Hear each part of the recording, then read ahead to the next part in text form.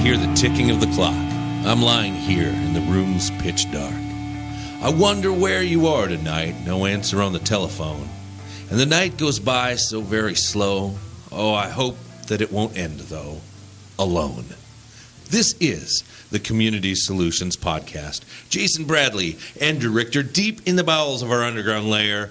We are as essential as it gets. The Remnant, the Resistance, the Community Solutions Podcast. How are you? Well, I'm okay. I tell you what, like we talked about last week, how I got rescued from China. Yes. In my underground lair, and then we had to social distance the show. It's like I said last week, it's good to be back. And again, thank you to President Trump and Secretary Pompeo for the long hours of negotiation to bring me back. Absolutely. Now, Jay, I'm going to take a guess at the song. Okay.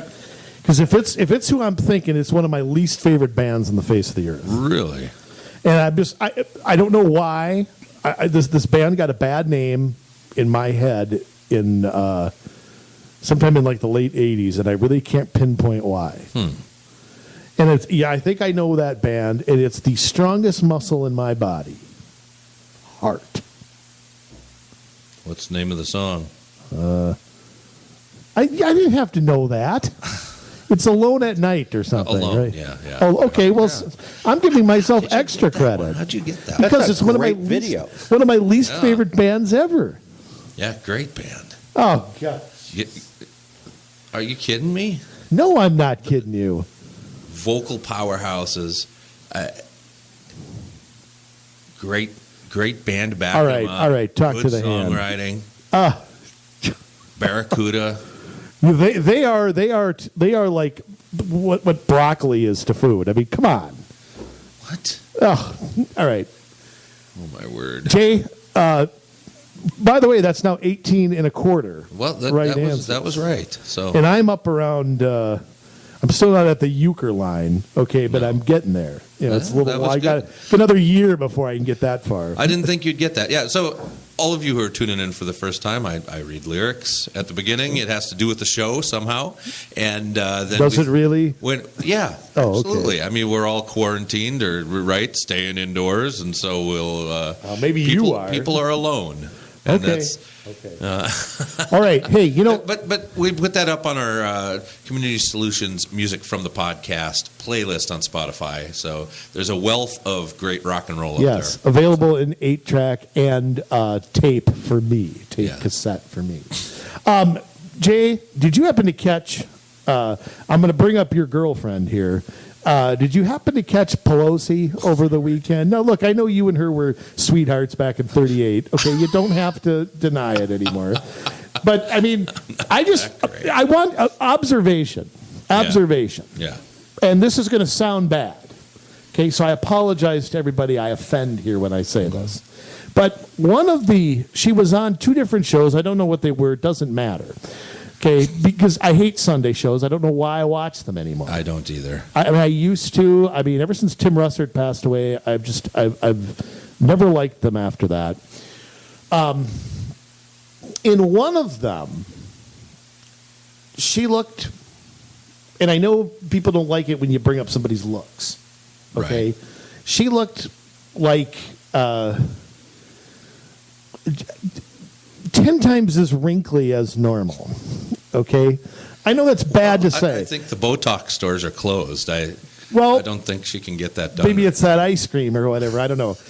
The next time I saw her, she had like the Joan Rivers face, where it was like in the Scary Movie, where nothing moved. You. I'm like, what happened between those 2 shows? I don't know. Now you know her really well. So I mean, what's going on here with that? I mean, how can you look completely? I mean, it was either way. Her eyes never blinked in either interview. I mean, right. that was that's par for the course. But I don't know. It was just I was freaked out. I was like, whoa! It was worse than the women on Dr. Phil. It was really bad. So anyhow, okay. I just since you got a personal relationship with her, I just was wondering. I don't know where you get this. It's back in 38. It was you and her back. It was 36. 1936? You guys were sweethearts? I wasn't even alive in 63, let alone, 68. 36, 38. Whatever. either year my Yankees won the World Series, so it didn't matter. Anyway, so 83, I was alive. Orioles beat the Phillies in 5. Yes. Interesting news on the, I know this isn't local, but on the presidential front. Yeah. 2 people possibly entering the race. Really? Have you heard? No. Justin Amash running as the Libertarian. Oh. And Jesse Ventura running for the Green Party. Really? Now, I'm going to say something. You know that I'm an independent thinker. Yes. And I voted for Jesse Ventura in 1998. I was a junior in college. I did too. And I don't regret that vote. I don't think he was a bad governor. I really don't regret it. Other than the whole light rail. Other than the whole light rail. Like I said, good, not great. I would put him in the 70-30 category maybe as far as... Better than the last couple. Yeah, or the one before him. 3, 4. Or 2 before him, I should say. You got to go back to like Al Quee or something. Carlson. I don't know. Yeah. But what is with him wanting when did he become a Green Party guy? I don't know, because like last I checked, he was the conspiracy theory guy. Well, here's the thing. Yeah. And Jesse's damn near 70 now. Yeah. I mean, is he an old guy who just can't push himself out of the spotlight? I mean, he always toys with doing something, and then in the end, but he said something the other day. I'm gonna look at the Green Party, and by the way, I thought he was living in Mexico. I did too. I mean, is he even eligible to run? I mean, he could move to New York or something and run. I mean, as long as he's got a U.S. residence and he hasn't given up his citizenship. Oh, I'm sure he hasn't, but I thought he was living in Mexico. Well, I don't think full time. I think he does come back during the summers. But let me think. Let's just pretend. I think Amash is running, but I don't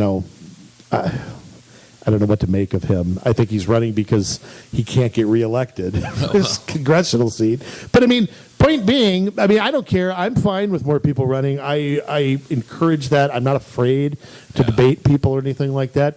Does that? I mean, last time, if you look at Jill Stein and what was that one guy from New Mexico? Gary Johnson. Gary Johnson, yeah. Now, if you look at that, they got 6, 7, 8 million votes or something, didn't they? Nationwide, something like 7% or something. I mean, I've always been intrigued by third-party candidates, but I've never understood their strategy. Because if I'm a third-party candidate, okay, let's just because when I run for governor in 2026, I don't plan to seek the Republican endorsement. I plan to run as an independent.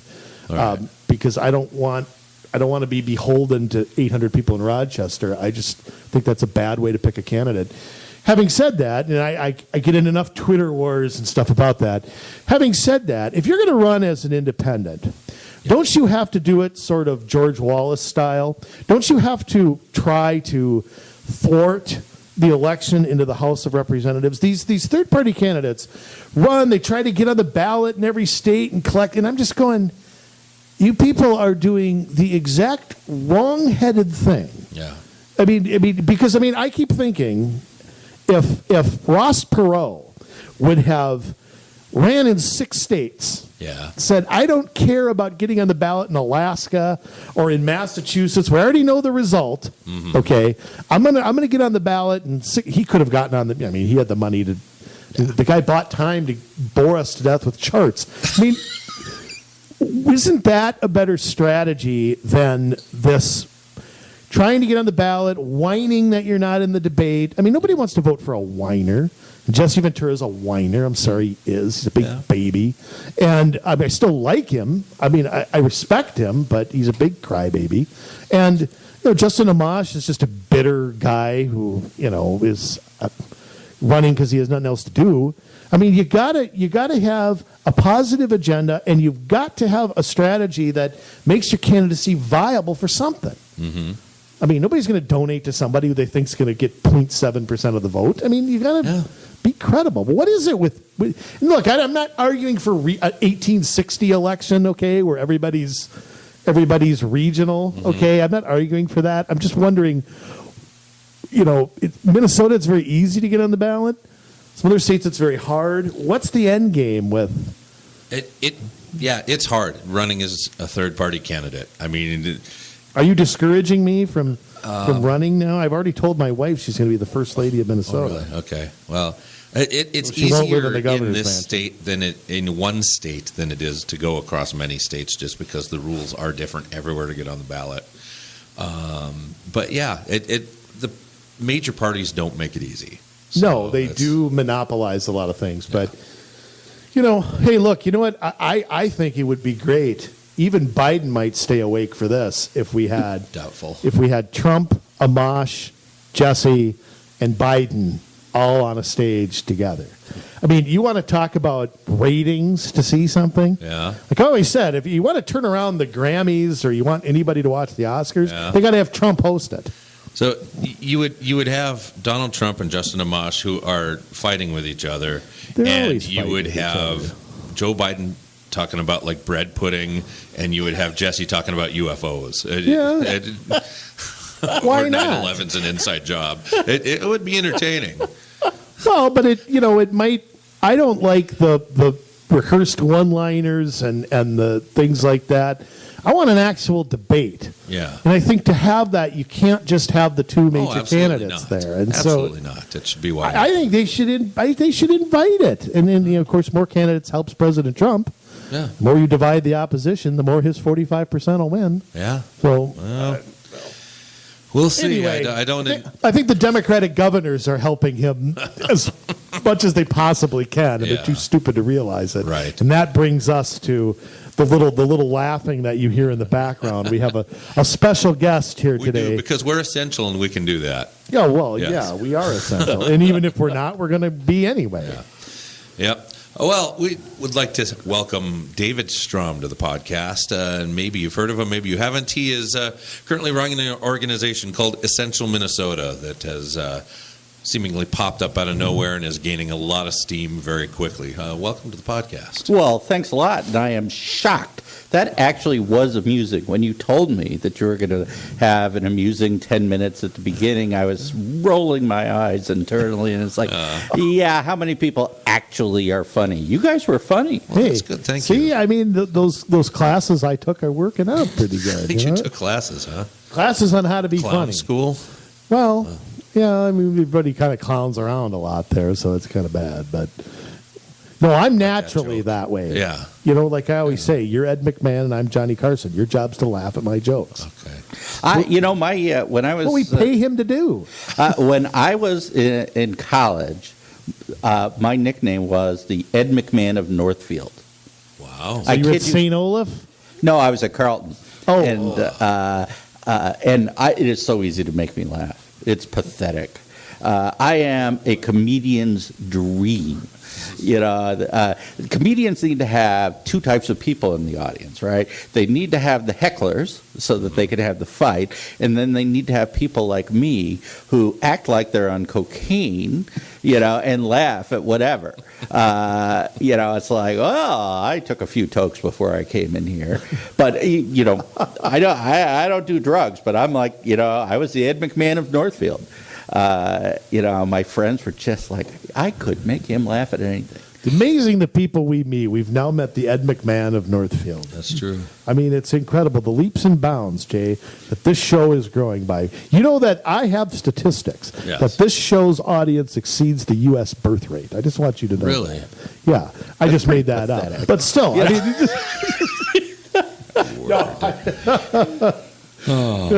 but we got eyes and ears everywhere. That's the Right. thing about us. Now, David, let me ask you this. I mean, you talk about Essential Minnesota. What's the which spontaneous? I'm a part of it on Facebook. There's a big group, lots of members now. You got a Twitter handle now.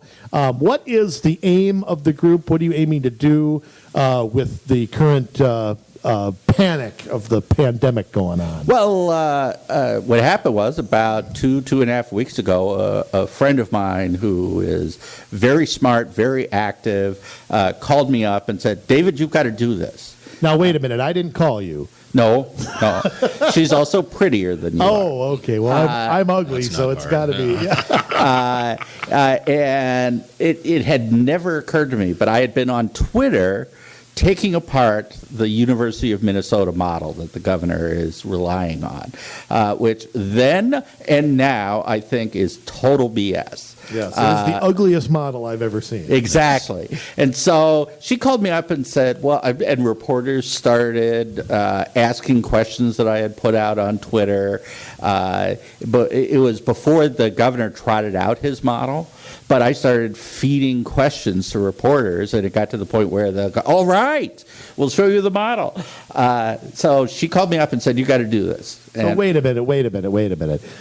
Is that... We make fun of our mainstream media all the time. Mm-hmm. You're feeding them questions. Well, on Twitter. So I'm not calling them up. But I just noticed that my questions suddenly started getting asked of the governor. And reporters live on Twitter. Oh, yes. Totally. In fact, when Rachel Stassenberger was here, that's it. In fact, I think before she left, she became their social media reporter or something like that, because she never left the Capitol basement, because all she was doing is Twitter and then doing stories and stuff. So, and that's why, I was off Twitter for a decade. I call Twitter a sewer with some diamonds strewn in it. In order to find those diamonds, you have got to get really dirty and smelly. People are mean, they're nasty. It's just, they hide behind handles too. That's the thing I don't like. No, my blood pressure goes up on Twitter. I kid you not. 2 days ago, I went a little nuts and I had to get off Twitter. But I went to Facebook about 3 hours after Laura called me, and I just started this group called Reopen Minnesota. And talked about it a little bit on Twitter, and by the end of that day, I had 600 people on it. By the end of that week, I had something like 7,000 or 8,000 people on it. We now have about 22,000 in 2 weeks.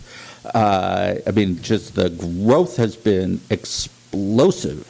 And it's for a very simple reason. People are very frustrated. And it isn't just, people like me who, have, are either a little stir crazy, this is inconvenient, I'm stuck inside and all that. There are people losing everything. Yes. Absolutely everything. The stories that people tell are heartbreaking. Imagine being a single mom who's a hairdresser. And I always say this: imagine having 3 kids trying to learn at home. You have one laptop, and they're in 3 different grades. Yeah. It's just what the.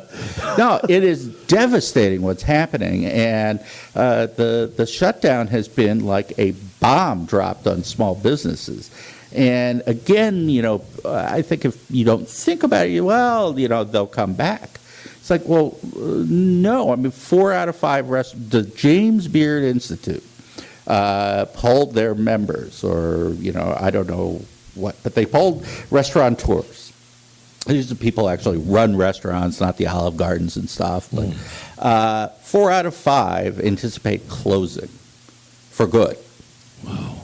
For good in the nation. Now, is that dependent on when they can open? Or well, yes and no. But as you see, the what is it? The Bad Waitress. Yes. Just closed.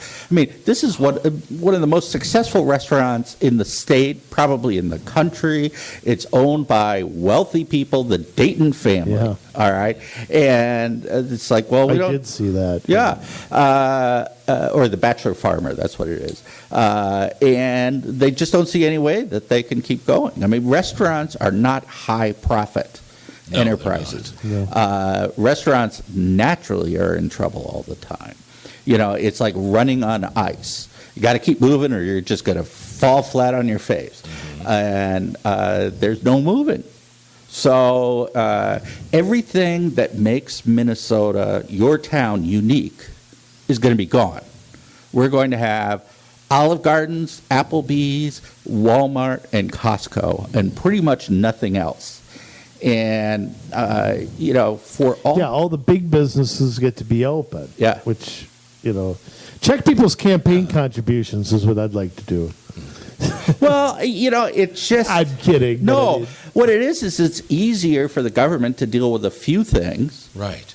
The people. This is what socialists don't understand is that there's a lot they don't understand. Yeah, the real world is extraordinarily complex, and actually, in a really well-developed, industrialized society like the United States, the supply chains are intertwined like you could not plan any of this stuff. Mm-hmm. It is impossible to plan the logistics of these things. Just read sometime about what UPS and FedEx do to move packages. It's the most complicated thing on earth to do this. And we shut down basically everything in this country except a few basic things. And we're at the point now where they're talking about 80% of all meat production going away. Yeah. They are killing animals, not to be eaten, right, but to be buried. They are plowing vegetables and fruit under because the complex supply chain that was out there has fallen apart. And it turns out even the idiocy, it seemed at the time about the toilet paper, had an underlying foundation, which is we have two different supply chains for toilet paper. Yeah. People used to take their dumps at work half the time. And you know what that toilet paper is like. It's the big, 1 foot wide, right. awful it's sandpaper. 80 grain. 80 grain, Yeah, exactly. You got hemorrhoids. Don't do number 2 here. Yeah. No, and suddenly none of that is getting used. And they're not going to turn that into a Charmin. And so half the toilet paper supply was just taken out. Right. And nobody anticipated any of that. Right, and that's the same thing with milk. The schools aren't giving out milk, and your restaurant cafeterias aren't serving milk, and so they're dumping that out. And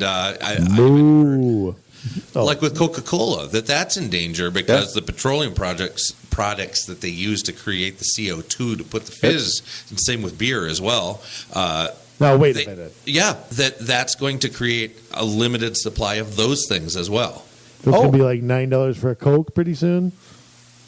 Or you're just not going to be able to get it.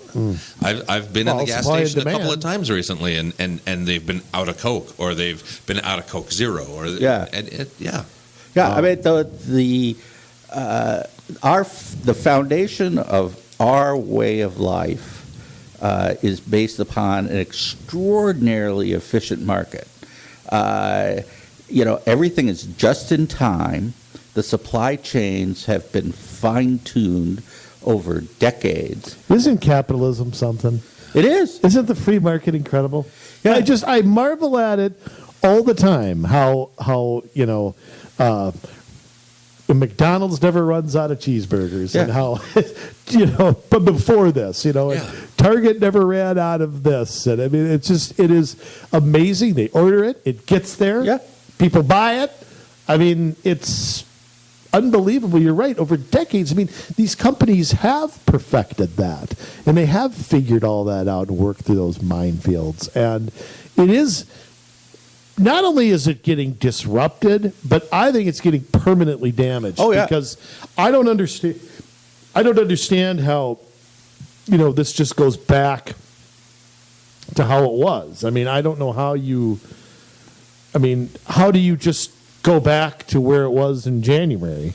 I don't think you can. I think after 2 weeks you could have, maybe after 3 weeks, but after 2 months, I don't think so. And because how do you start things back up when suppliers, some of them have gone out of business? All those people who are selling milk to Golden Corral or someplace like that might not be there. And I don't think what a lot of the politicians understood is that we have caused what an economist would call capital destruction. It's really the same thing as burning down a building. You can't then open up the building again the next day. We have burned down a good chunk of our economy, And it turns out to be a very fragile part of our economy, which is these small businesses in particular, which are the life savings. I mean, if you're a small business person, you take what you're making now, reinvest it in the business, You do that with the understanding that you are going to be able to sell that business on to someone else and retire on all the capital that you built up. Well, that's gone. So not just a business. I hope you're not a small business owner and you're 60. Yeah. Oh, yeah. You'll be working till you're 80 now. Yeah. I mean, it's for a lot of people, it's just gone. You know, I was just reading about a hairdresser who just went on her own a couple years ago, started her own salon, brought a couple other people in, invested her savings into that, and they're closed. Boom, gone. I mean they didn't get a loan from the federal government? Yeah, I mean it's just to do what? I mean, yeah. Well, I don't think it was the Harvard hairdressers.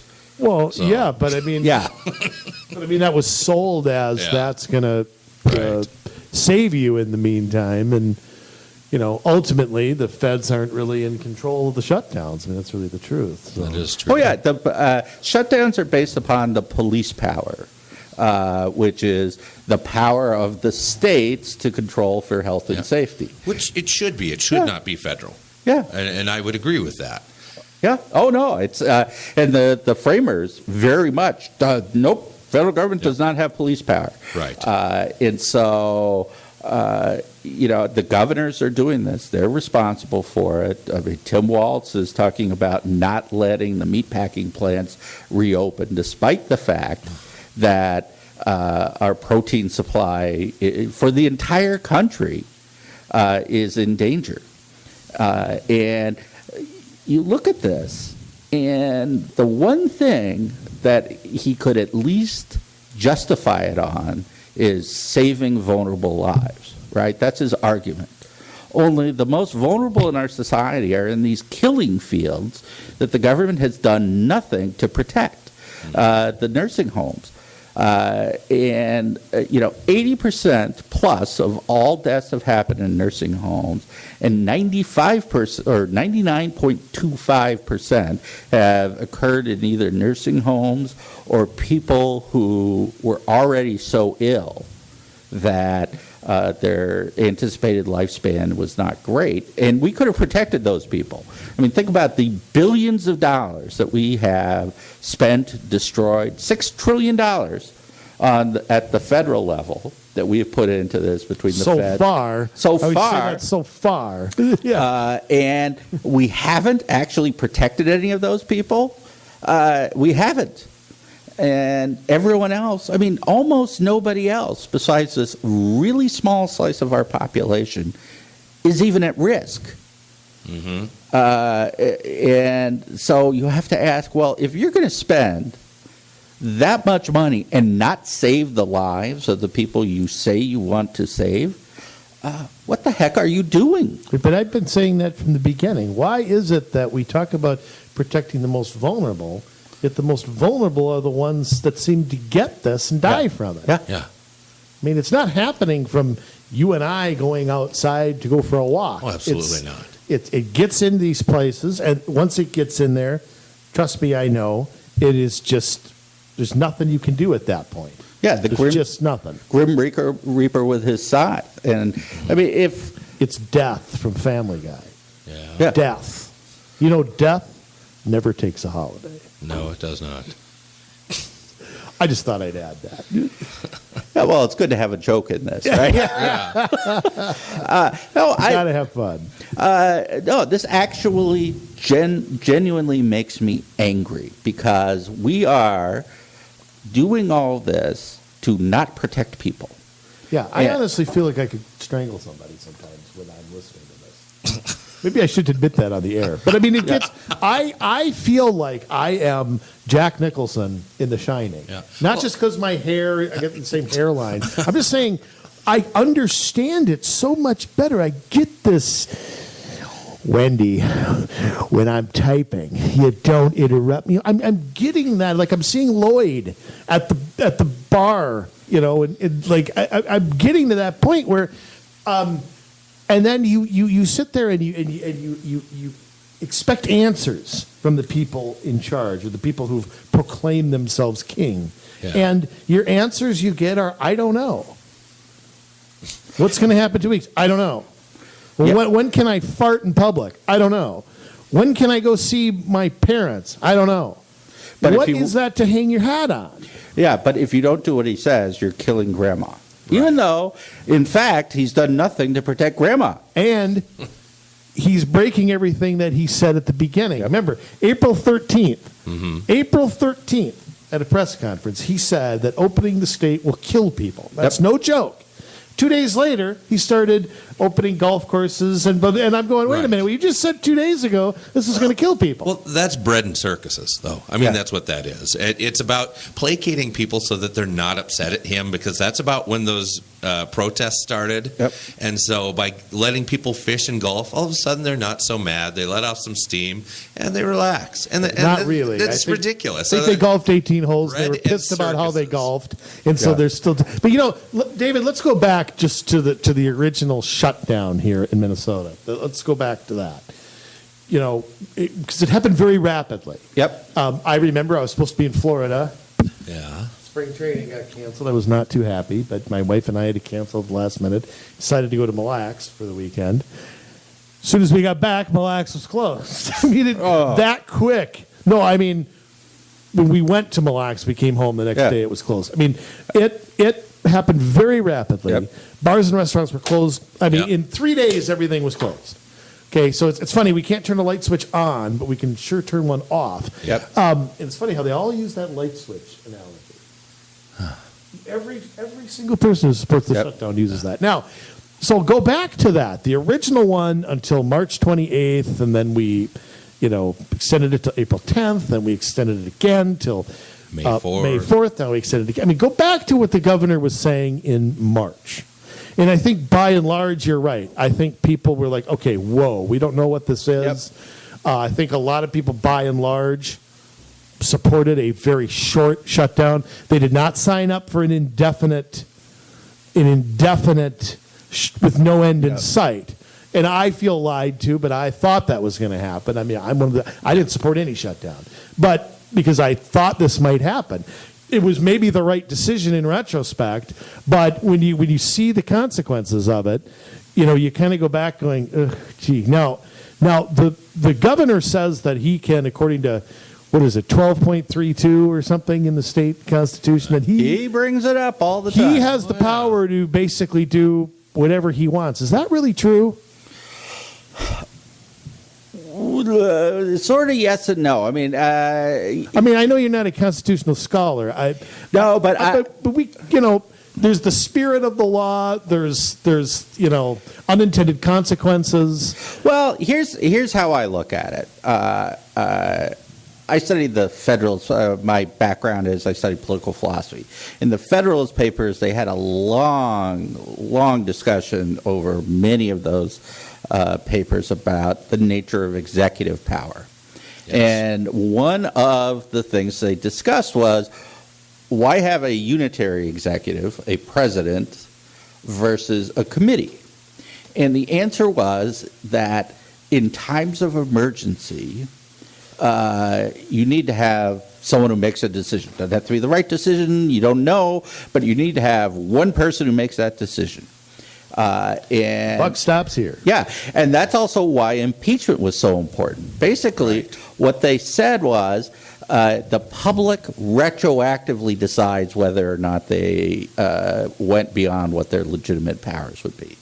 And impeachment was, in almost every respect, directed at the fact that the executive can get away with stuff in an emergency. And the only way to deal with that is to be able to get rid of him or her afterwards.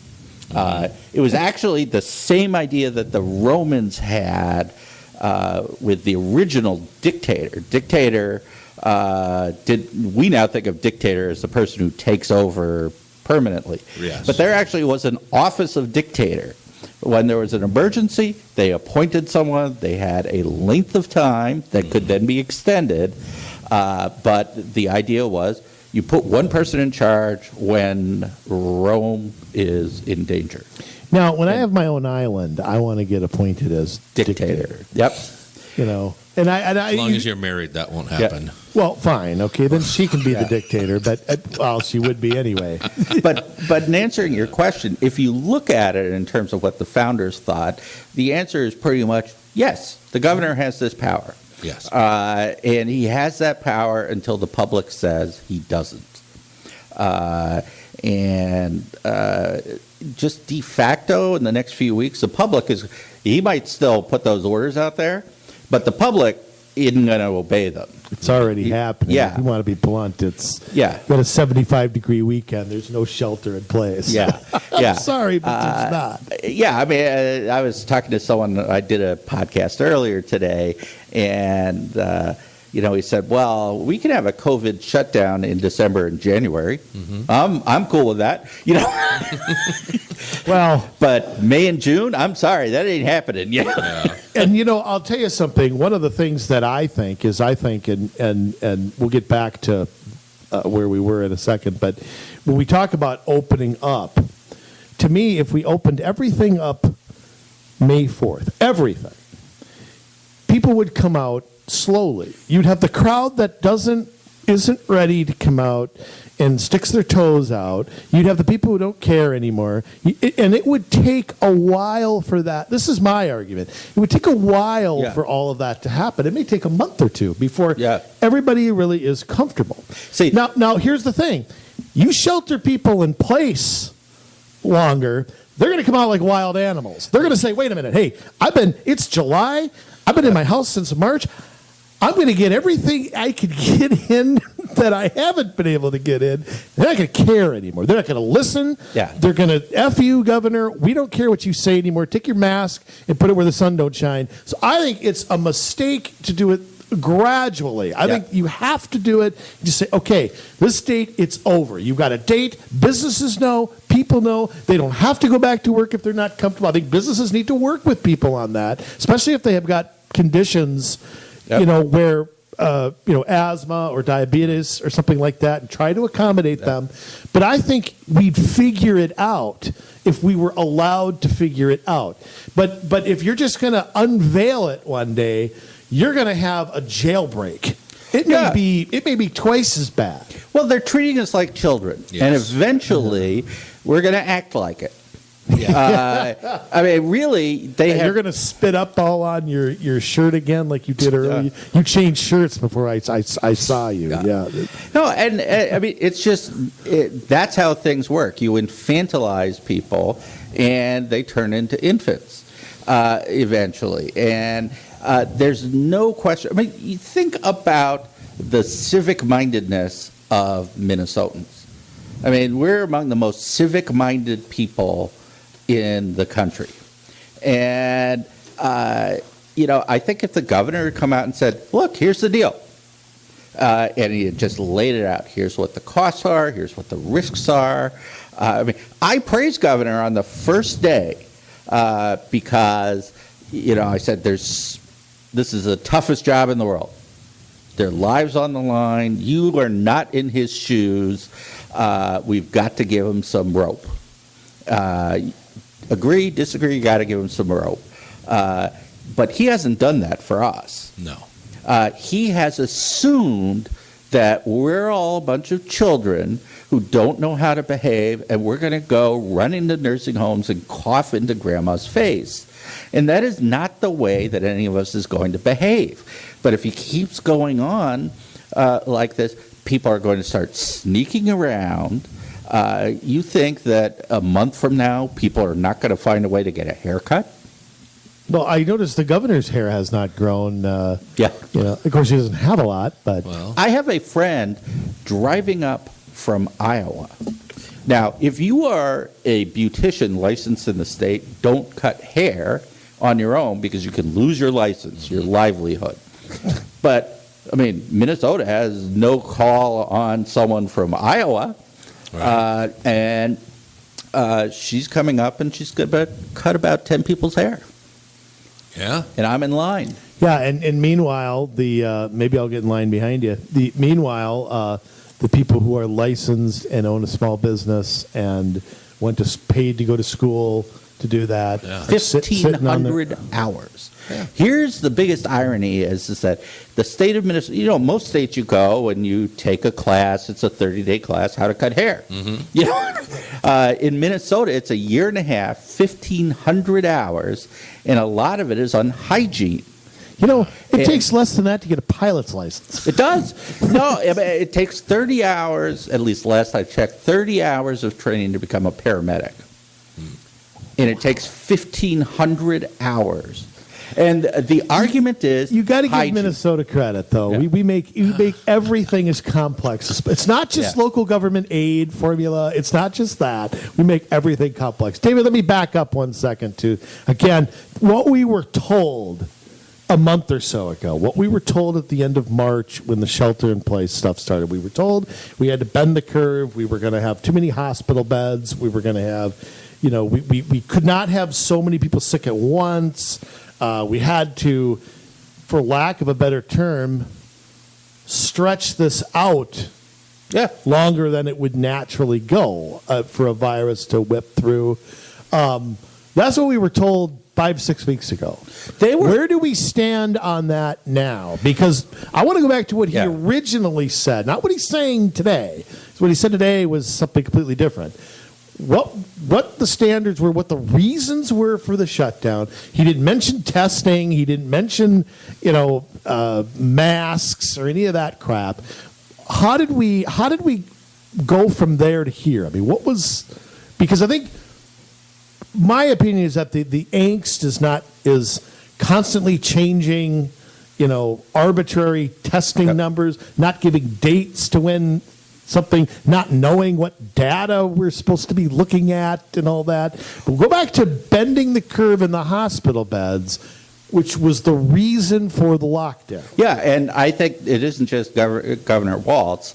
I think the feds have done a miserable job at this. Both the governor and Dr. Birx and Dr. Fauci at the beginning of all of this explained correctly that, look, we cannot stop this virus. It is going to burn through the United States of America. We can't stop it, but we can alter the course. That's what flattening the curve is.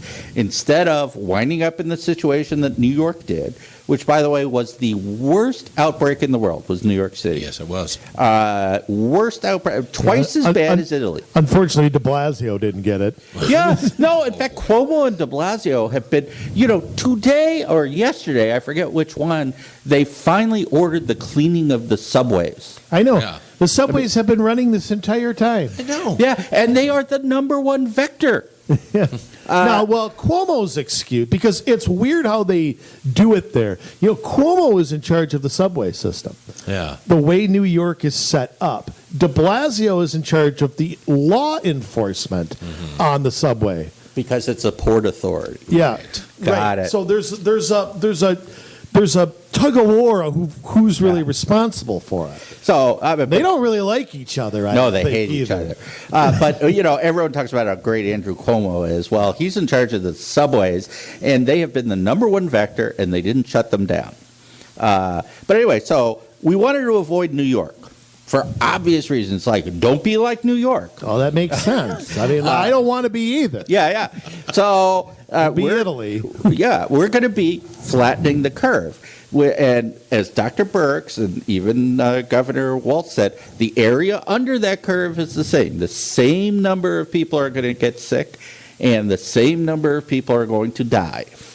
All right. The only difference is the people who would die because they couldn't get health care because the healthcare system was overstretched would go down. So we will save lives, but it's the heart attacks, strokes, and all those people who couldn't get health care. Those are the lives that we were going to save, not COVID patients. Right. So you're right, though. A lousy job of explaining that, because you in 30 seconds did a better job than anybody that I've heard explain that. Wow. I'm not joking, because I have heard it explained a million times by Scarf Lady and by Fauci and by whoever this knucklehead that is this Malcolm lady who couldn't Yes. I mean, oh goodness gracious. I want to see. Doesn't she seem like an elementary school teacher? A librarian, I would say. Now, does she have to be approved by the Senate?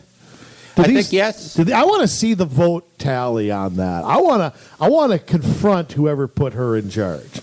It's bad. It is really bad. Yeah. And this guy who's in charge of the economics, this Grove guy, ain't any better. No, he's terrible. Oh. In fact, the first time he was asked about opening up, so have you started planning for whenever it is, what it's going to look like? And he said, I guess I'm going to have to get back to you on that. In other words, no. No. It's like, have you done your homework yet there, son? Well, I was thinking about getting started on it. Yeah, the term paper that you start the day before that it's due. Yeah, my show's not over yet, though. No, there were even some reporters. I mean, I had direct messages going on with some reporters, and they were like, that was pretty bad. But anyway, so flattening the curve. That's what flattening the curve is. And even today, Governor Walz said twice, we're headed towards herd immunity, which is saying exactly the same thing. Right. It will burn through Minnesota because we can't stop it. And that's not his fault. It's not the president's fault. No. It's not Congress. It's not Fauci. It's nature. That's the way it works. The only time we've been able to stop a virus is creating artificial herd immunity. Mm-hmm. That is what we did with polio. That is what we did with any virus that we've been able to give a vaccine for, is to artificially create it, to get your immune system up. Mm-hmm. We did it with a vaccine instead of getting infected. We don't have a vaccine. We don't know whether we're going to have a vaccine. So people have to get it. Now, we also, though, have control over who. Right. And that's the other great thing about this strategy is we can isolate people so they're not part of the herd when the herd immunity comes. I mean, everyone doesn't have to get it. What you have to do is make it hard for the virus to jump around. And if 8 out of 10 people had it, it's going to die. There's no place to go. The chances of it actually hitting someone who is not immune is very low. Exactly. And if you look over the numbers that from the Minnesota Department of Health, and this is what I don't understand. So people 70 years and up, that's 83% of the deaths that have occurred from this. 12% in 60 to 69 years, 4% in 50 to 59 years, and then it's 1% in 40 to 49 and less than 1% in 30 to 39. One person under 40 is. Yeah. And so we're looking at trying to build a herd immunity. But we've got everybody cooped up and everybody can't go out. And I'm sorry, I'm kind of the mind. And originally I was like, okay, I'm not in favor really of the shutdown, but it might be a good idea. But we're getting to a point where, we can't blame the governor for the disease, but we can blame the governor for not getting us back to work. And everybody, in my mind, everybody that is 50 and under should be back at work. Yeah, I mean, it's very simple. They're not dying. No, and I mean, you've got to have something really wrong with you for this to kill you. I mean, the reason why people in their 70s, 80s, and 90s are dying is because they're unhealthy. Yes.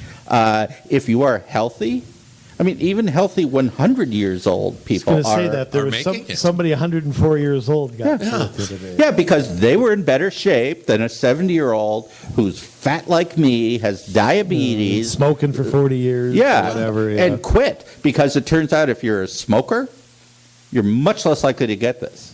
Really? Yes. I know what you're going to start. Oh. It's been 19 years since I've had a Camel short. They were $2.89 a pack when I bought them last.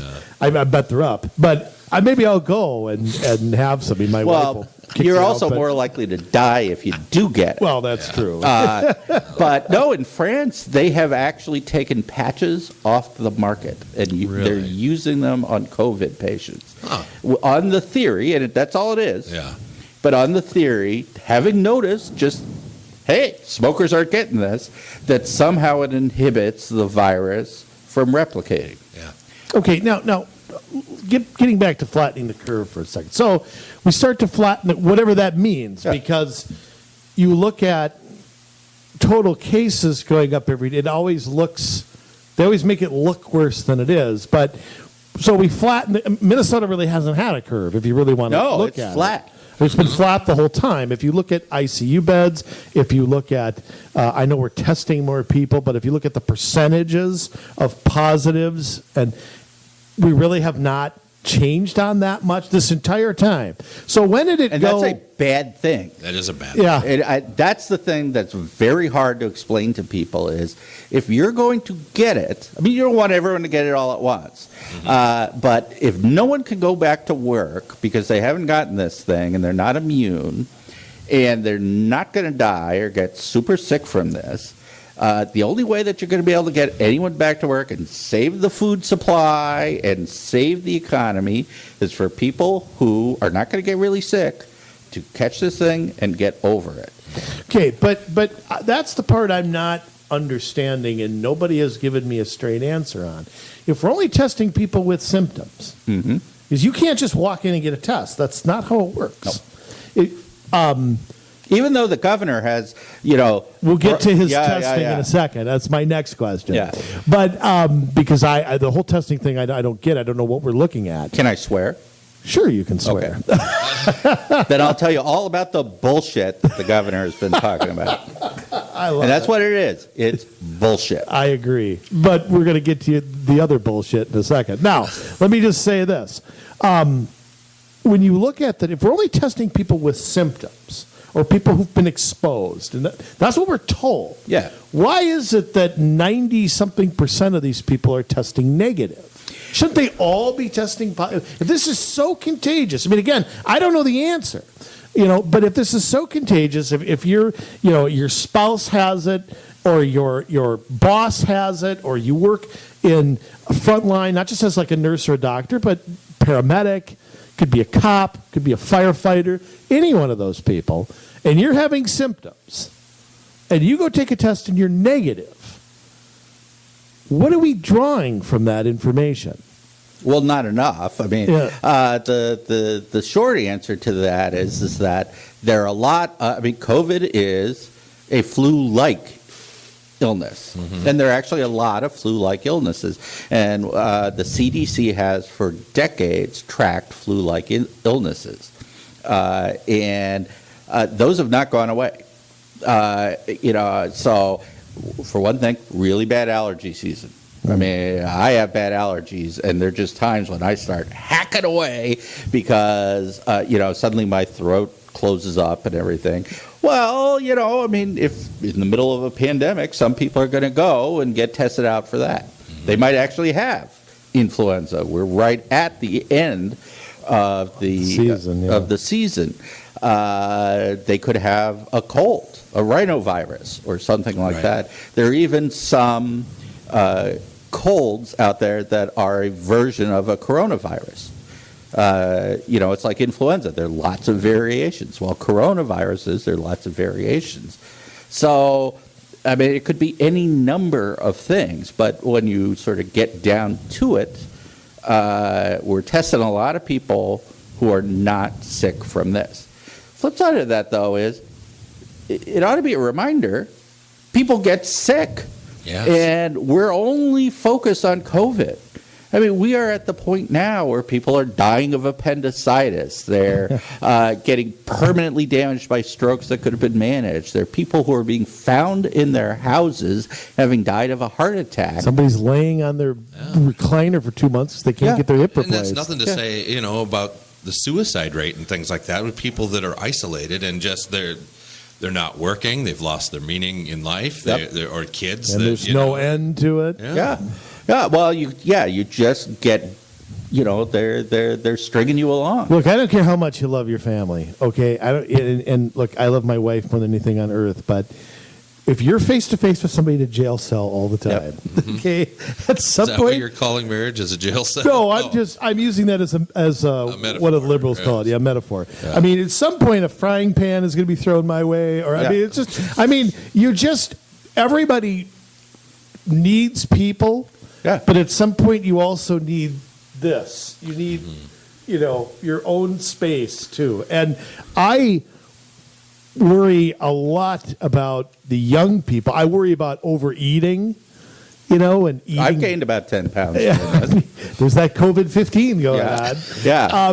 But let me ask, so that was why we did this. How did we go from flattening the curve all of a sudden then, we need testing. We need testing. And then everybody, all of a sudden, like little birds, everybody just kept repeating that. And I kept saying to people, what is the metric that we're looking for when it comes to testing? What are we testing for? And you can't build up antibodies if you're on lockdown. I mean, what is the goal? Because I've heard 50 different versions of what we're trying to do with testing. Just hit the nail on the head. There are two fundamentally different answers to that question, and you'll see they're in total contradiction with each other, and the governor has been on both sides of that, which is why everything is so confused. Let me start out with a factoid. I think it was on April 9th, the governor said there's a 95% chance, so close to a certainty, that there will be 3,000 ICU beds in use in Minnesota because of COVID by now. Well, it hasn't happened, obviously. Right. There's 130 as of this morning. Yes. Right. All right. Just a little off. Just a little off. Actually, he's like 95% off. Yes. So, clearly they had a which is good. We should be happy about that. Yeah. That's good news. No, very much. We have saved the healthcare system. And I would add, too, if you look at all the people, about 45% of the people who've gotten this in Minnesota that have been tested have now recovered, which is also good news. Yep. It seems like some people don't want good news sometimes. No, it's a virtue signaling thing. That unless you're wearing sackcloth, you are a bad person. And make sure that the sackcloth is in front of your mouth. But anyway, getting to the two fundamentally different answers. If what you're trying to do is achieve herd immunity, you want to have enough tests to find out whether someone has it to treat them. All right. So if they're very ill, you want to know, is it COVID or something else? And that would probably be hundreds to a couple thousand a day. People who show up, they're ill enough to go to the hospital, you want to find out what they have. This will be in your toolbox. We're talking about 5,000 tests a day of that kind. It's like, well, there aren't 5,000 people showing up at the hospital every day. So if it's about treatment, that's dumb. Now, there's the serology test, which tells you how many people have had it and recovered. That actually tells you how close are we getting to herd immunity. That's a very useful test for public policy. One's useful for medicine.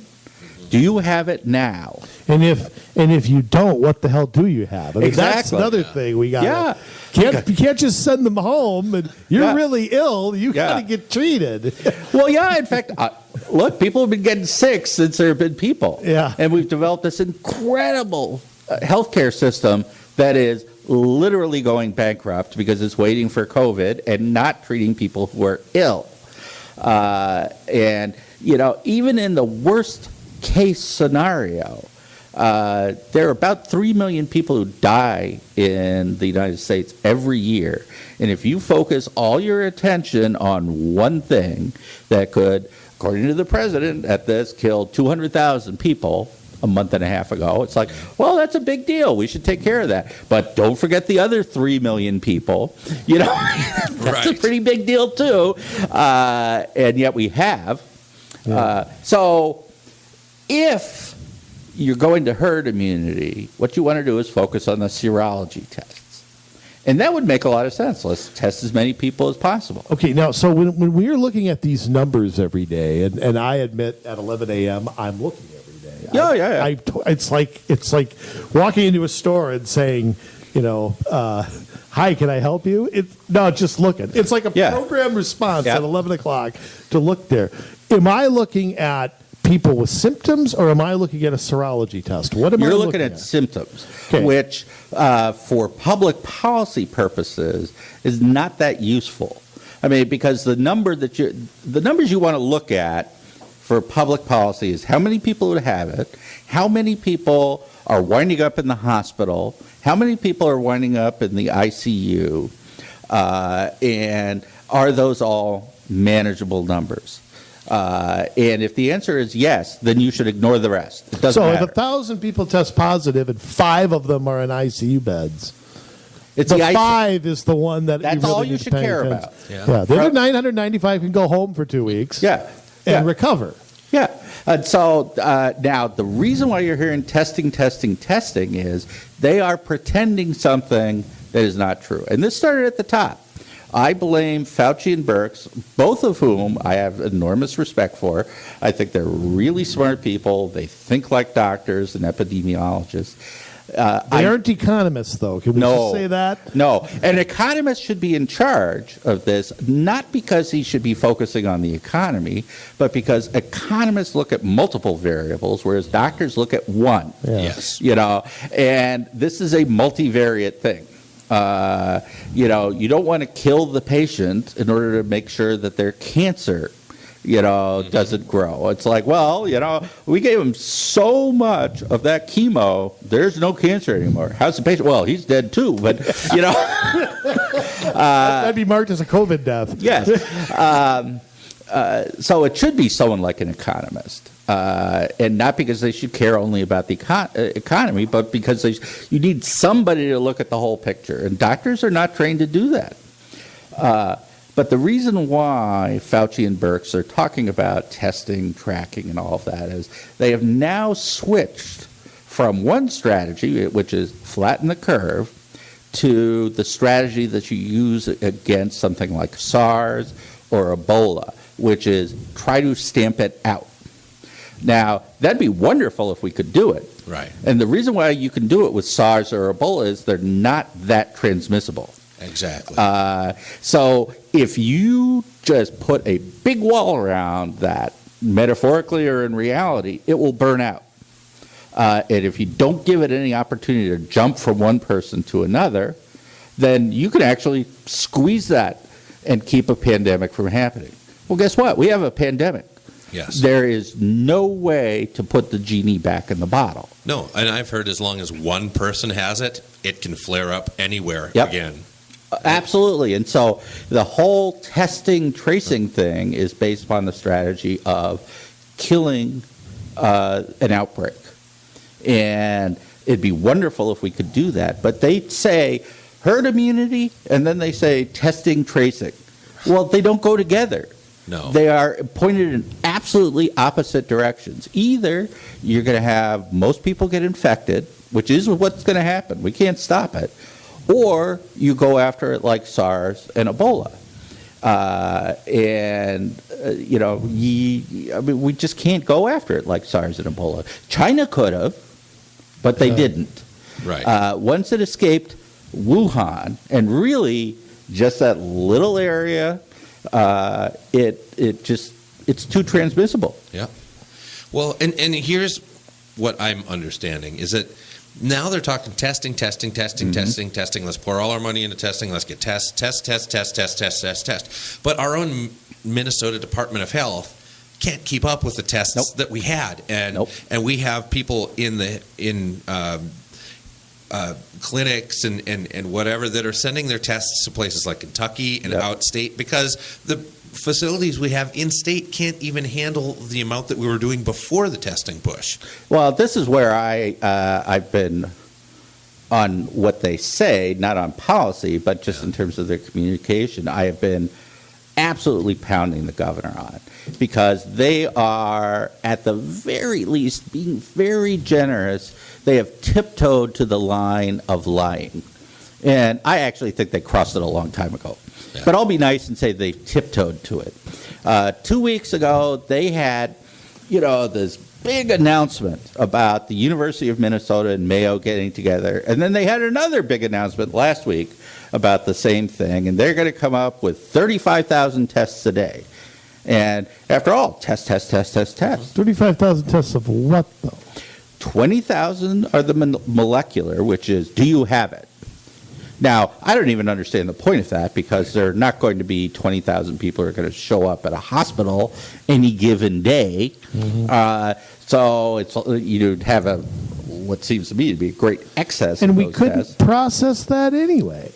Well, they claim that eventually they can. Eventually. But I keep on asking, so when? Because to me, this is all smoke and mirrors. It's a magician with the shiny object over here while he's got his hand in your pocket. He wants you to look somewhere else because they say, well, we're going to get all these tests and Minnesota's going to be in the forefront. Well, Minnesota right now is number 38 out of 50. I mean, we've got the Mayo Clinic here, and we can't even hit number 25 in testing. Oh, all the employees they're furloughing. I can't get it. I mean, it's just absurd. And, yet they're saying we're going to do 35,000 tests a day. And I had a reporter, I've started this testing deficit, Governor Walt's testing deficit I saw on that Twitter. today. And I'm just going to do that every day and pound the crap out of the guy. And a reporter said, well, he didn't promise it by any specific time. And I said, when there was a moonshot, and he called this a moonshot, Jack Kennedy actually put a date on it. Right, we're going to get to the moon, whereas ever since we've had presidents since the first Bush talking about going to Mars. Right, we're going to go to Mars by X. It's like, no, we're not. You know who's going to get us to Mars? Elon Musk. But this was promised like 30, 40 years ago. They promised they were going to get us to Mars. Yeah. If you don't put an absolute deadline on it, it ain't going to happen. And That's like a teacher giving an assignment and saying, you're in 5th grade. By the time you're in 9th grade and you still don't have it turned in, that's what we're talking about here. yeah, and so the reporter was like, well, do you really think this is fair? I mean, he didn't promise it by a date certain. And it's like, if he doesn't promise it by a date certain, it's pointless to talk about it because, today he said Minnesota has the best testing program in the country, which is, well, what the hell does that mean? We're number 38th in the country. And what he's talking about is this sort of vague, subjunctive, it may happen sometime, 3-4 weeks away. It's like, well, but everything's like collapsing now. Now. Yeah. I mean, promising something, it's the same thing as saying, well, we should wait for a vaccine. Well, it'd be really nice to have a vaccine. Maybe we'll have one in a year. Comes. We never developed one for SARS. We've never developed one for AIDS. Things like AIDS are the death sentence they used to be. Yeah. Because we've mitigated it while people are alive. There's no vaccine. But there's no. Yeah, you got it. You're HIV positive. You're not going to be negative next week. So, it's one of those promises that sounds good but means little. Okay, so we moved the goalpost, and the governor got pretty testy when he was told that today, even though it was the truth. I mean, he keeps saying that he hasn't, but every time something happens, he comes up with something different. That's when today, when he got testy, that's when he whipped out, I have this power. I can do this to you, and it doesn't matter what my goalpost is. Yeah, That's his answer. But I mean, where I want to go to now. Where do we go now? Because I don't see us, based on what I heard today, I'm at my lowest point of optimism. Mm-hmm. I mean, it's gone nothing but down. I keep thinking, at some point this guy's going to wake up and go, there's now 600,000 Minnesotans out of a job. Okay? And at some point, you have a responsibility to, you got a responsibility to be the governor of everybody, whether they voted for you or not or what. And at some point, we flattened the curve on the economy so much that at what point do we go, okay, we've mitigated this as much as we can. We've saved lives. I'm not disputing that. Okay? But at what point do we say, you can't hold back, the world the way it was any longer. But if he has his way, I think we're going to be in this all year. Well, I'm afraid that's right. I mean, I always resist conspiracy theories because I'm going by what he says. No. Yeah, I know. I know what you're saying. But the simple fact is that certainly in Washington, the left has looked at this as a big opportunity to reshape America. I mean, they said it. Yes. I mean, this is our opportunity to remake everything. And certainly here, they're pushing for things like mail-in voting, which is one of those sort of sound good, feel good things. But when you start looking at, say, California, could you imagine anything worse sounding than vote harvesting? Well, that's a real thing in California where the Democrat Party actually sends people out to places and say, can I get your mail-in ballot? I'll fill it out for you and send it in. Mm-hmm. That's vote harvesting. Mm-hmm. And, there are a lot of people who don't vote, right? That's as a bigger right in America as voting. Is to say, screw you to government. I'm not going to vote for those assholes. You're right not to, and you're right to do so. But these guys are going out there, and that's a way. They turned Orange County from deep red to blue, and it was based entirely on vote harvesting. People who wouldn't have voted, the Democrats go say, well, can I have your vote? They go, well, what the hell? Here, take it. And it's all part of a plan. I'm not saying this is Governor Walz's plan, but it's definitely the plan at the national level. I think Nancy Pelosi and those guys certainly are interested in using this to their advantage. They wouldn't do something as simple as passing extension to that paycheck protection program. You got to give me this, and this, or I'm going to let the whole economy collapse. That really was there. Right. I think that's really part of it. I think part of it is that Governor Walz seems to like having that power. Right. He's not alone. No. Look at who he's in league with. You have the governors of Wisconsin, Michigan, Illinois, Indiana, Ohio, and Kentucky. Now, at least 4 of those are terrible. Oh, yeah. Ohio's a little better, Indiana's a little better, but, look at where all the stories are coming out nationally about terrible governors. It's add Virginia to that. Well, yeah, Virginia to that. But how much you hear about where the governor I predict of Michigan, Trump will win, the governor of Kentucky, and the governor of Illinois.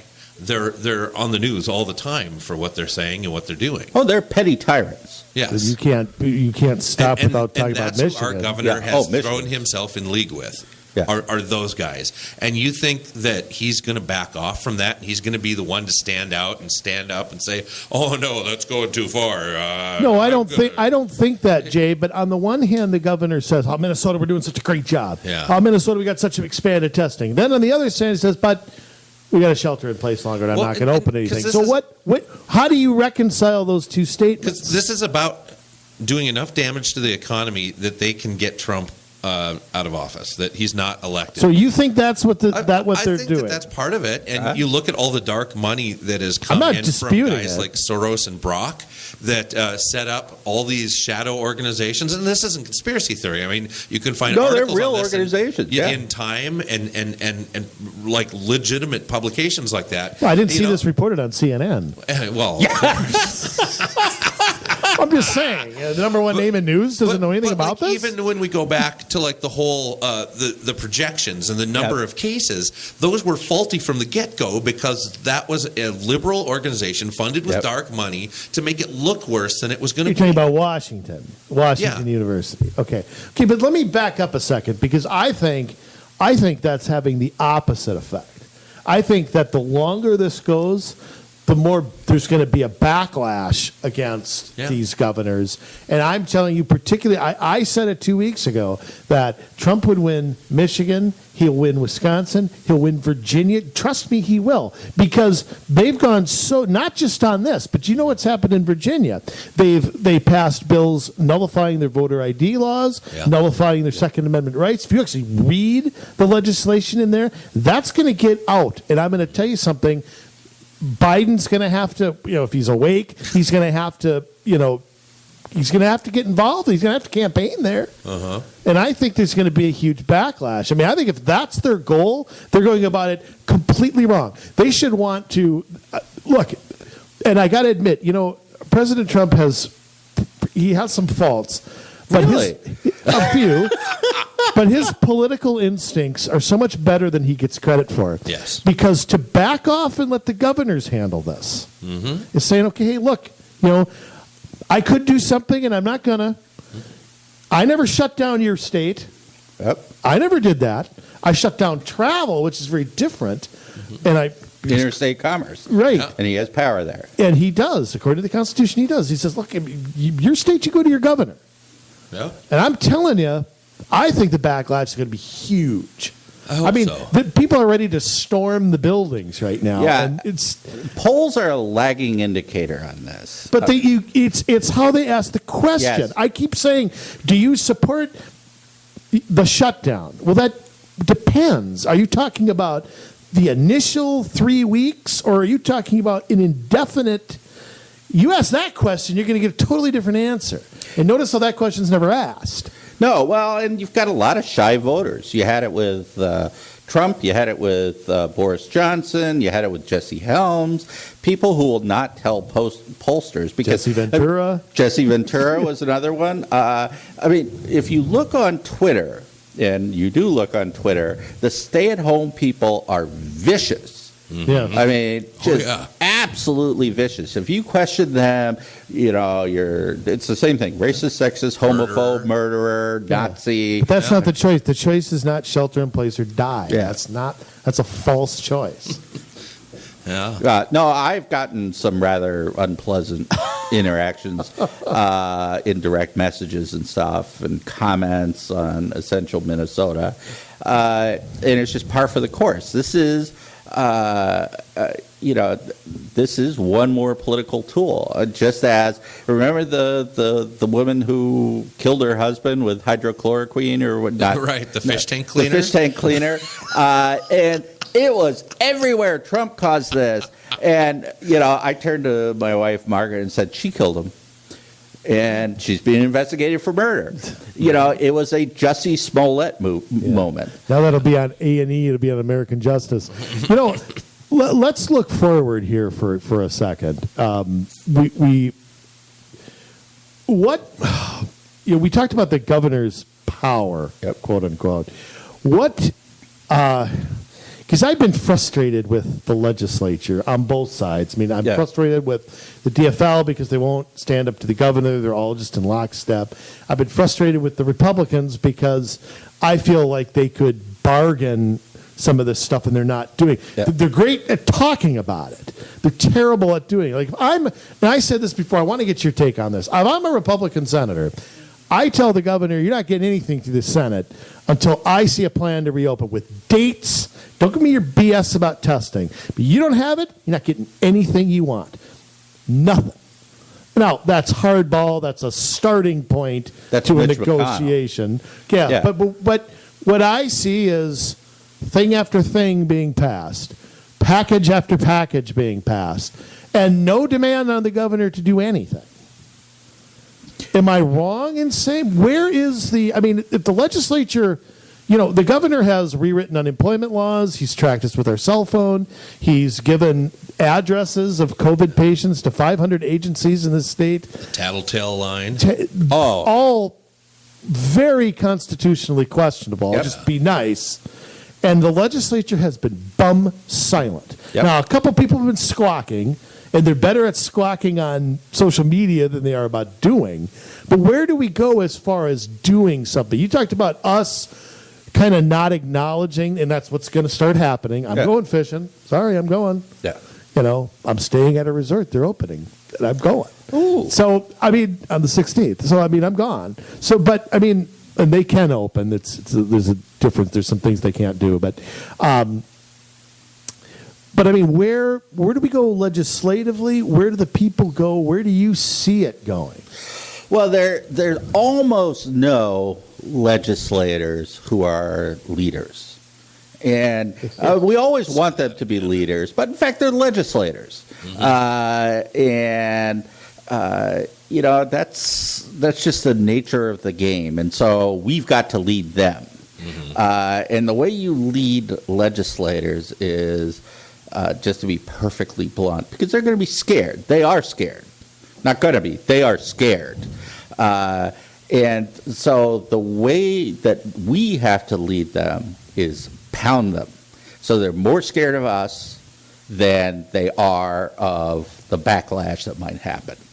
And I mean, it's horrible that that's the way it has to be, because it also turns it into kind of a partisan issue, which already has been. I mean, it is a partisan issue. Yeah. The left has gone all in on staying at home. If you don't want to stay at home, you're killing people, which is BS. I mean, it's just not true. I mean, governor says 3 times today easily herd immunity. That means people got to get it. Yeah. You're going to get it. I don't think he's explained herd immunity either very well. No. The media is, with some exceptions, like Dave Orrick at the Pioneer Press has done some good work. Tom Hauser's done good stuff at Channel 5. So, but overall, they're very credulous. They will take what the governor says and not even look back at what he said 2, 5, 10 days It's funny, ago. with President Trump, they have the opposite view. Every time he's on, first off, if you're watching, just play a drinking game. Every time he says ventilator, ventilators. Nobody's complaining about ventilators, and you don't hear that. If you want a ventilator, he said it 6 times in one sentence a couple of days ago. I mean, look, he needs to go back to doing rallies and stuff. That's where he's in his element. But, I mean, you watch these press conferences, and first off, the governor babbles for an hour, and this person talks, and that person talks, and blah, blah, blah. It's baffling you with bullshit. And I'm checking my pulse to make sure I'm still alive, and then he takes 4 questions and runs out of there. Yeah. And of the 4 questions, one of them's good. Yeah. And that's the end of it. And I don't feel I learned anything from it. But, I mean, you can't rely on the media. You can't rely on the politicians. You can't rely on the governor to give up power that he's given to himself. No. So, I mean, where is it up to us to just defy this? Well, I'm not encouraging that. I'm not either. I'm saying at some point I haven't even pushed a rally. I mean, people try to do it all the time on our page. We just have a rule. Yeah. Which pisses off a lot of people because they're angry. But I have no idea what they're going to do. I mean, are they going to socially distance? Are they going to storm the Capitol? Are they going to embarrass everyone? Is some leftist going to come out with a Nazi flag and pretend? Well, and you know, one negative thing happens. We learned about this in Michigan. 1 or 2 negative things, and that's going to be painted. The whole rally's going to be painted. Well, and the left has an actual program to send people with Nazi flags and things like that to tar any conservatives out there. See, you're Nazis. Yeah, they bring Confederate flags. Yeah, stuff like that. I mean, it's not conservatives. I mean, I'm sorry. I mean, if you're an American patriot, who do you hate more than Nazis? Yeah. It's like we bombed the crap out of them for a reason, you know? Yeah, exactly. And I always say if they brought a Soviet Union flag, would the left be upset? Hey, no, they would not, because I when I was at the Taxpayers League, I used to just visit some of these rallies to see what they have, and people will sell Marx and Lenin and the Che T-shirts and stuff like that, and you never see that in the news. No, of course not. Killed far more people than Hitler ever did. Oh God! Well, I mean, just between Mao and Stalin alone, you've got, probably 100 million. 100 million people. 100 million. Now, not including World War II. Right. Yeah. No, I mean it's now. Of course, what I say, one of these days I want to just ask a white supremacist. I don't know any white supremacists, but I want to ask one. Why on earth Hitler? I mean, did you not notice that we kicked his ass? I mean, a lot of deniers in those groups, though. Yeah, no. Look at Berlin in 1945. Yeah. It was. Yeah, that's back when we knew how to win wars. We don't fight wars that way anymore. Yeah. So who's got the master race? it ain't you, you know. So they never got beyond Mein Kampf. They didn't study history. I mean, they don't know what happens after. Yeah, no. I think this one is disproven. The whole master race thing. I think so too. Hey, dumb shit. You picked the loser. So, I mean, honestly, I'm just, I look at this and it's like, wow, how stupid can you be? Well, you can't fix stupid, but I'll tell you, I will say straight out that I am flabbergasted at the fact that this is what's really getting to me is not only is there no specifics on how we're going to reopen. I mean, I've heard none. I don't think there's a plan to. I don't think there is a plan. They've got dials. Yeah, I mean, fine. It looks like my radio from when I was a kid. But I mean, But to me, like you said, if there's no dates, if there's no concrete data, if there's no, bing, bing, bing, I know when this is happening. To me, there's no plan. No. So, I mean, how long potentially? Let me ask two questions. How long do you think the shutdown, and I'm going to say shutdown is in till everything is open? Everything. And how long do you think people are going to put up with it? Well, those are two slightly different questions because institutions, the government can grab them by the balls. Yes. So, fine them. Do whatever. Yeah. So, I mean, are the Minnesota Vikings going to play with a full stadium anytime soon? No. And Minnesota Vikings have a lot of political pull. That's how they got that stadium. Yes. But not enough. I suppose you sat there and watched the Queen's draft all weekend. You give your Mel Kiper forecast. One thing I noticed about Mel Kiper, everybody who gets drafted is going to the Hall of Fame. Yeah. So, anyway, okay. So I think that the football season is going to be played, and it's going to be played mainly on TV. There may be some people in that stadium, but it's going to be full of social distancing and everything else. I just don't think. Do you really think they can regulate that? Yes. I mean, you're going to let 20,000 people in instead of 60? Yep. What are you going to do? Have police there making sure we're going to put mannequins between people? I mean, the reason I don't mean to make light of it, but are we really going to have football where we're going to regulate how many people go in and stop the ticket sales? The NFL is only going to collect 1/4 of the revenue. They're going to agree to that. I mean, well, here's how it goes, though. The NFL is a nonprofit. Now, it shouldn't be, but it is. Well, they're socialists anyway. Yes, they are. And so the federal government has them by the short hairs, and the state governments can do all sorts of things to make their life very difficult. And so it's not going to be you or me that they're coercing. It's going to be them. It's going to be the big institutions. I mean, this is why, by the way, the big box stores are open, is because more than anyone else, governments have them by the short hairs. They are, and I'm not saying this to defend the big box stores, because they're in league with the government too. Right. Big business and big government are tied together. Yeah, then we lose. Yeah. So it's going to be you scratch my back and I'll scratch yours. And don't even be shocked if we start subsidizing those games. Right. Well, no, the NFL's a non-for-profit, but the teams aren't. The teams make money. Yes. So it's kind of, well, okay, look, how about we'll wrap it up here in a minute, but I mean, I want to just ask, because to me, the one thing that doesn't make sense to me is if we talk about herd immunity and we talk about shutting things down and blah, blah, blah, why is it I can walk into, like I went today, Jay, I told you this off the air. Yes. I went to Target and Fleet Farm today. They were packed. Yep. We were packed in butt cheek to butt cheek. I'm not joking when I say that. I mean, nobody was staying 6 feet away from me. I mean, Yeah. people were picking. And things- normally they would. I right. mean, Exactly. One look at me and the kids scream for their mom. But I mean, they were picking things up, putting them back on the shelf, whatever. I mean, and I'm going, why is there not an outbreak at Target or Walmart or Cub or Fleet Farm or Menards? But 5 people, I can get a phone case at Target where there's 400 people.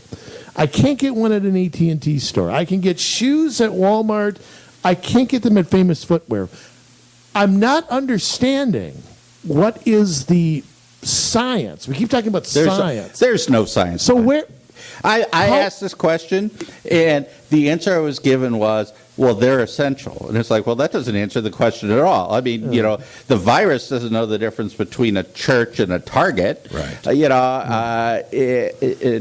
So we've dubbed Target essential and Kohl's isn't. We've dubbed Walmart essential and, you're... Yeah, and essential somehow is magic. But it's not. And, to be perfectly honest, in those stores, I would assume that COVID is spreading like a wildfire. Right, but you're not seeing the employees all go down. No. You're not seeing people Because fall over when they walk out of the building. It's because already sick, frail people are the ones who, and I mean, I'm not saying... I'm not going to go out and get this thing. I'm high risk. I wouldn't suggest either of you get it. Well, I'm already there. Yeah.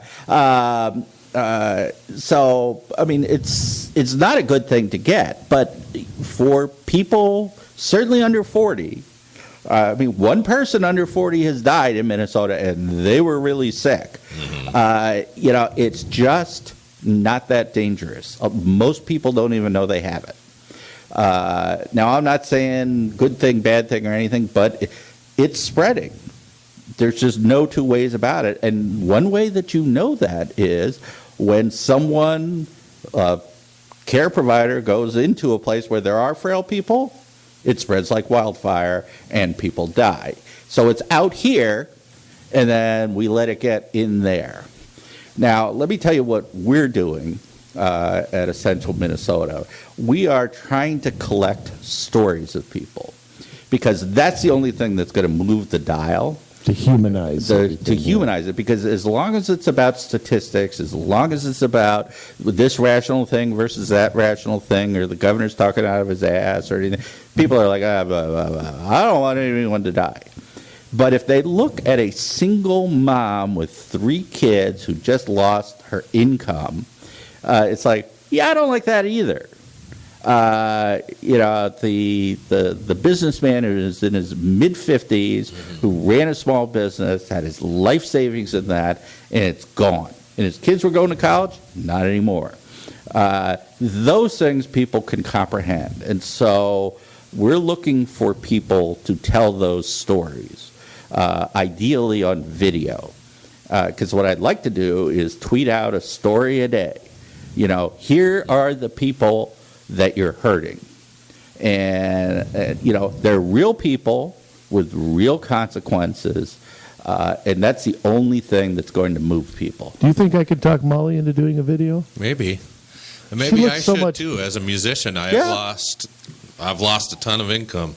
Yeah, no. My second job I've lost, and who knows, my wife could end up getting furloughed at some point. I mean, we're waiting for these imaginary patients to show up. But I don't say that to make light of it. I say it to, what really angers me is the governor always slobbers all over himself to thank these frontline people. Oh, you're so great. Yet his policies are resulting in these furloughs, and his solution to it is to bring in workers from other states. Yeah. Mm-hmm. Yeah. I mean, wait a minute. I mean, and I'm going, is that real? If a union were going on strike and the governor brought in people from another state, you'd have a national story. Yep. Yes. You'd have, it would be worse than Reagan telling the air traffic controllers to get their asses back to work. Right. Okay. It would be that level of a story. Yeah. So now these people who are out of a job or furlough, whatever you want to call it, laid off. I know furlough means you don't lose your benefits. and then you watch somebody from another state come in who's not licensed in Minnesota, I might add. So I mean it's just really like irresponsible. First off, yeah, my friend who's coming up from Iowa to cut hair because she isn't going to lose her license. I can't go to anyone in Minnesota who I would not. If some licensed beautician said to me, "I'll cut your hair," I wouldn't let her do it because she could lose her livelihood. Permanently. Permanently, exactly. And so, but you're absolutely right. I mean, the people who, you just look at this and you say, Mayo Clinic has laid off 30,000 people. At the same time, they're developing this great magical test where the vice president was there. Yeah. No, I mean, that is so frustrating. And there are good people in the media, but overall, they've been very compliant. And, I mean, that's been true for a very long time because they depend on people feeding them stories, and the people who can feed them stories the most are people in government. Right. So, and even all these reporters... So much for looking out for us. Yeah. And, is that what freedom of the press was about? Government feeding reporters stories? No. Yeah. No, well, who are the people who have popped up on the CNNs and MSNBCs? They're all these ex-intelligence people, ex-FBI people. They're, Brennan and Clapper. And, who are, by the way, proven liars. Yes. I mean, it's like committing perjury in front of the whole country. Let's put them on TV as like news people. I mean, it's just the most unbelievable thing. But that's how symbiotic it is. And the reason why they hate Trump so much is he hasn't been part of that. Yeah. Well, but I mean, and also he's not part of their club. Yeah. He's just not. All right. Well, we'll have to wrap that up. That was, dang, we're good. We're just good. I mean, that was fun. That was fun. I enjoyed it. Once again, Essential Minnesota, you can join the group. Tell us how to find you, or not us, our listeners. Yeah. Well, we've got a Facebook group, and you can find either our page, which has 300, 400, 500 people. I just started it. But the group, 22,000, Essential Minnesota, private group, but anyone can join. But it does mean that we can kick you out. We don't want people being total pricks. And some people are. I mean, you can't go around, even the governor, who I will slag, in terms of his policy, it's like waltz the Nazi or something. Sorry, you're gone. I mean, because we want Democrats, we want independents. We need to build a movement. And so go to Essential Minnesota on Facebook, and then Twitter feed, which is actually, look up Essential Minnesota. It's actually called Reopen One on Twitter because we used to be Reopen. And then we have a website, essentialmn.com. And I just hooked up with a nonprofit so that we can actually do some things that the group can't. And we've got 7 administrators on that group. Everyone is doing it, on a volunteer basis. Hundreds of hours have been put into this for free by people. Wow. It's insane. So hooked up with a nonprofit so that we can keep going through and after, because we really got to, kick government back. Right. It is not going to give up all this power. I mean, there will be a state of emergency of some kind going on for a very long time. And you've seen what the governor does with it. What he wants. Yeah. I mean, you named the last time government has given back power. I don't know if it's happened since the Civil War. So yeah. Civil War might be the last thing I can. Maybe when Eugene Debs was released after World War I. You had a hand in that, didn't you? Yeah. No, you were 28 years old, Jay, when that happened. Yeah. Well, Calvin. Look, you're older than me. Okay, no matter what. Yeah, Calvin Coolidge would be a guy. Yeah. He's the last guy who did it. Calvin Coolidge. And he ran on a return to normalcy after him and Harding.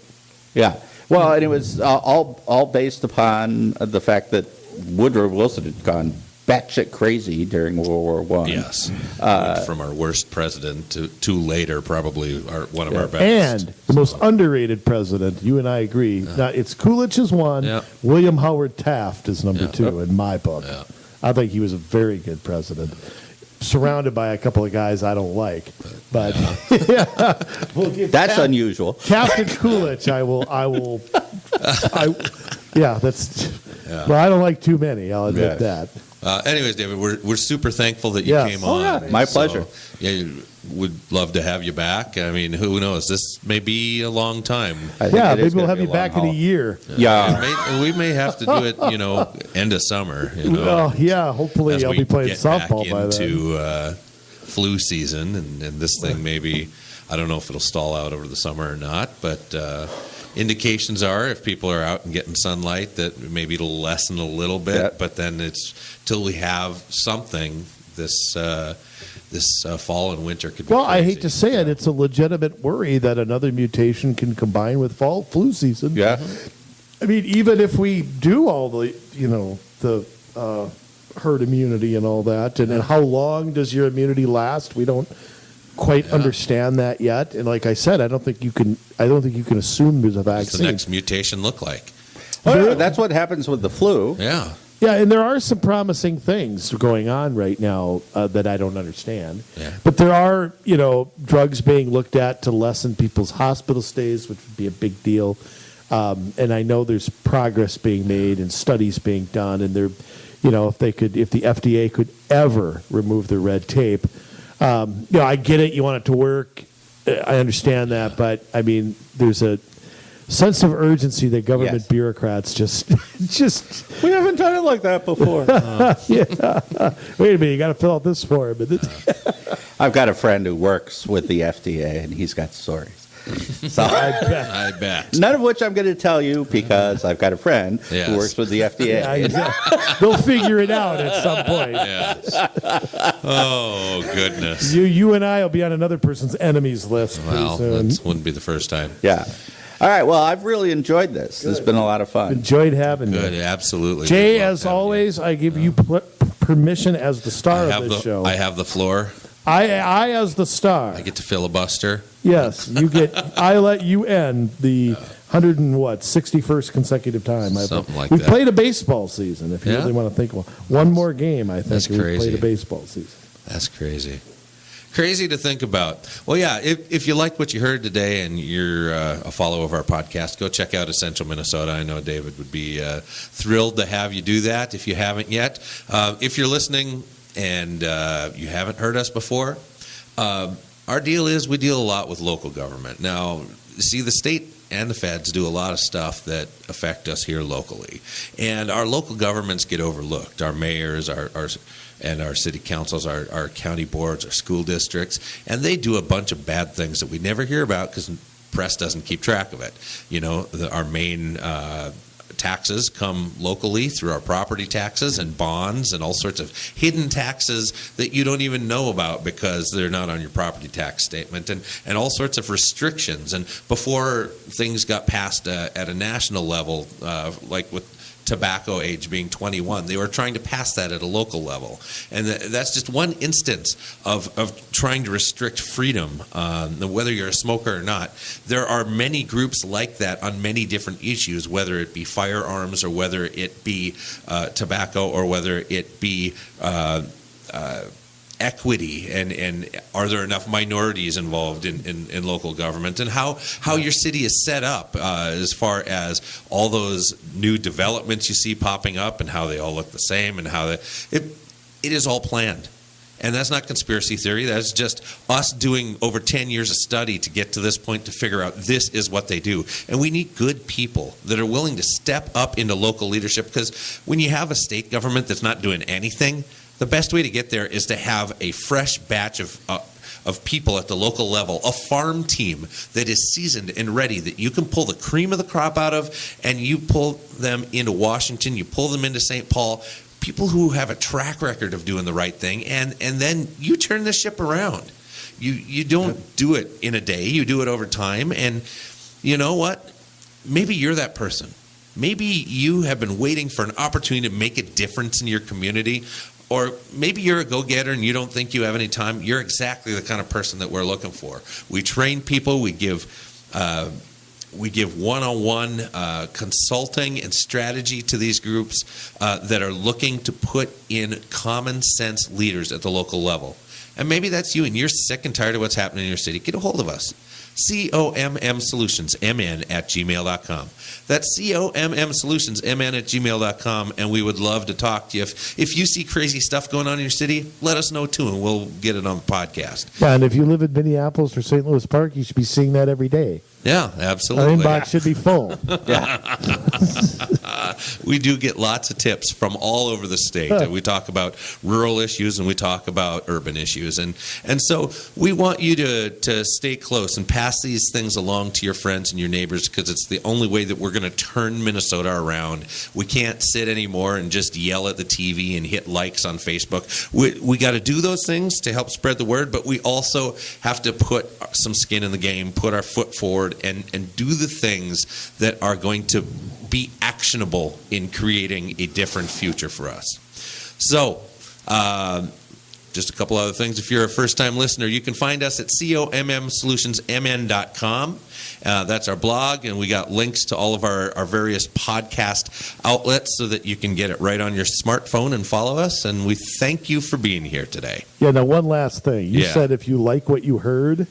Yeah. Well, you might not have liked what you heard, but you might have liked us all saying it. Well, there you go. True. That's because true. we deliver bad news a lot on this show. We do. Yeah. Well, that's true. I guess I didn't mean like the actual news we're delivering, but yes, you like the fact that we're standing up against it. That's Okay, that's gooder. Okay. All right. Well, we are off for another week, and we're going to go dig up some more junk to tell you about next week. So, in the meantime, settle in, think about what we said this week, and maybe you want to raise your hand and say, I'm in. Why? Because we love you, Minnesota, and now it's your turn to get to work.